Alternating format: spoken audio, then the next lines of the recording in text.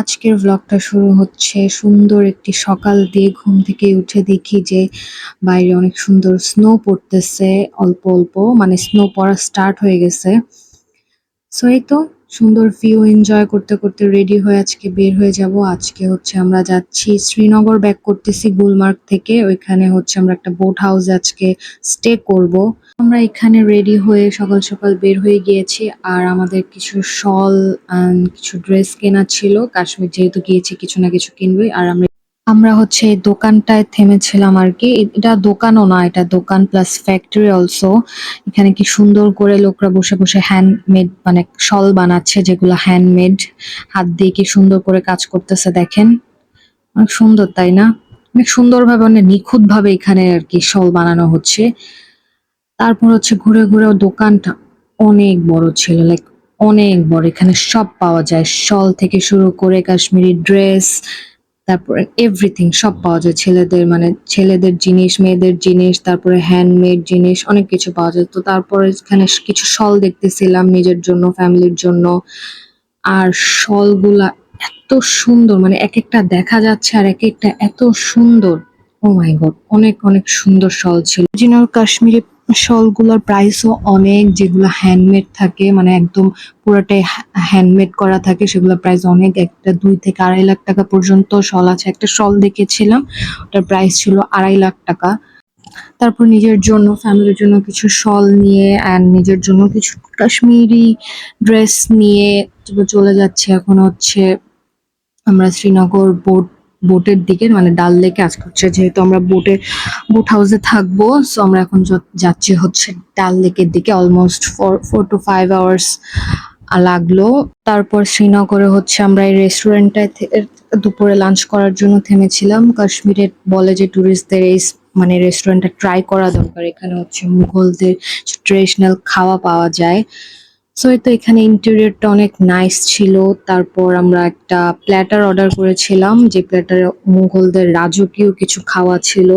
অনেক সুন্দর দেখতে প্ল্যাটারটা 3 জনের জন্য ছিল। আমি, রাদিন অ্যান্ড আমাদের ড্রাইভারটা, আমরা 3 জন খেয়েছিলাম আর কি। তারপরে দুপুরে লাঞ্চ শেষে হচ্ছে আমরা ডাল লেকে চলে গেছি। ডাল লেকে হচ্ছে একটা, আমরা এখন বোটে উঠে শিকারা রাইড করব।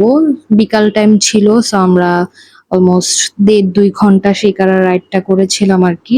আর এই বোটে ঘুরতে এত ভালো লাগতেছিল, মানে বোটে ওঠার পর থেকে এত শান্তি লাগতেছিল যেটা বলার বাইরে। বিকাল টাইম ছিল, ওয়েদারটাও অনেক সুন্দর ছিল। তারপর এখানে আর কি আমার হাজবেন্ড আমার ফ্যামিলির মানুষদের সাথে ভিডিও কলে মজা করতেছিল যে আমরা এই ছোট বোটটার মধ্যে আজকে রাতে স্টে করব। তো ওরাও বলতেছিল কিভাবে এই ছোট বোটের মধ্যে তোমরা থাকবা। তো এই তো এটা নিয়ে আর কি হাসাহাসি হচ্ছিল। তারপর আমি হচ্ছে ফ্লোটিং মার্কেট গুলা দেখতেছিলাম। এইগুলো হচ্ছে সব ফ্লোটিং মার্কেট। অনেক সুন্দর সুন্দর কিছু হ্যান্ডমেড জিনিস পাওয়া যায়, তারপর ট্রেডিশনাল কিছু অর্নামেন্টস পাওয়া যায়। ওরা প্রথমে অনেক দাম চেয়ে বসে, অনেক বার্গেন করে নিতে হয়। বিকাল টাইম ছিল, সো আমি আশেপাশের সিনারিও গুলো এনজয় করতেছিলাম। তারপর আমাদের এই যে বোট হাউসটা চলে আসছে, যে নিউ লাইট বোট হাউসটাও এত সুন্দর ছিল। মানে একটা বোটের মধ্যে এত সুন্দর বাড়ি হতে পারে, মানে এটা না দেখলে বলে বোঝানোর মতো না। তারপর হচ্ছে আমরা বোট হাউসটা দেখতেছিলাম। আশেপাশে অনেক বোট হাউস আছে, আরো এটার থেকে অনেক সুন্দর সুন্দর বোট হাউস আছে আর কি।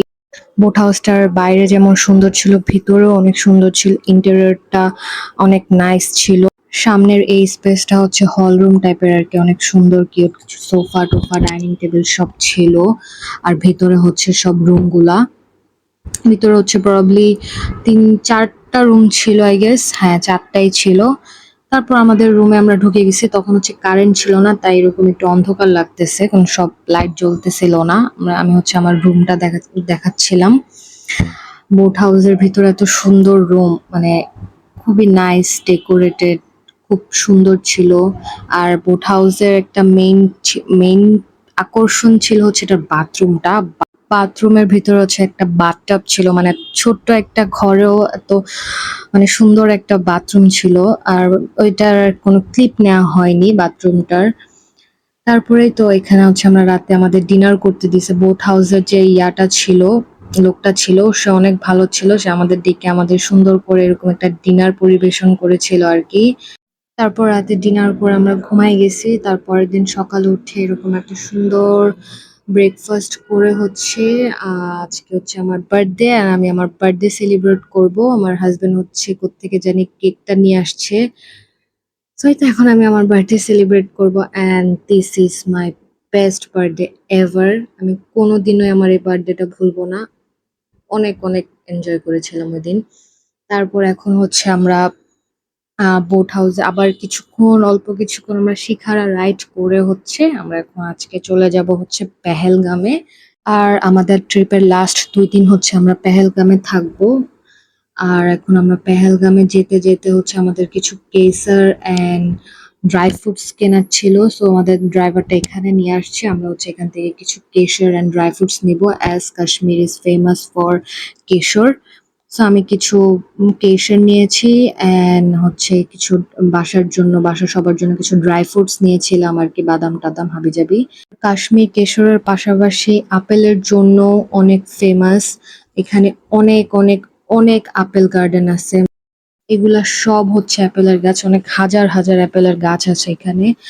আর এখন যেহেতু শীতকাল সো অ্যাপেল নাই গাছে বিকজ এখন অ্যাপেলের সিজন না। অ্যাপেলের সিজনে এই গাছগুলা নাকি দেখতে অনেক সুন্দর লাগে। একদম অ্যাপেলে ভরা থাকে। আমি অবশ্য দেখেছিলাম কিছু ভিডিওতে। তারপর এখানে হচ্ছে দোকানের বাইরে এবং অ্যাপেল গাছে কিছু অ্যাপেল ঝুলায় রাখছে। এগুলা আসল অ্যাপেল না। এগুলো কিন্তু নকল অ্যাপেল বাই দ্য ওয়ে।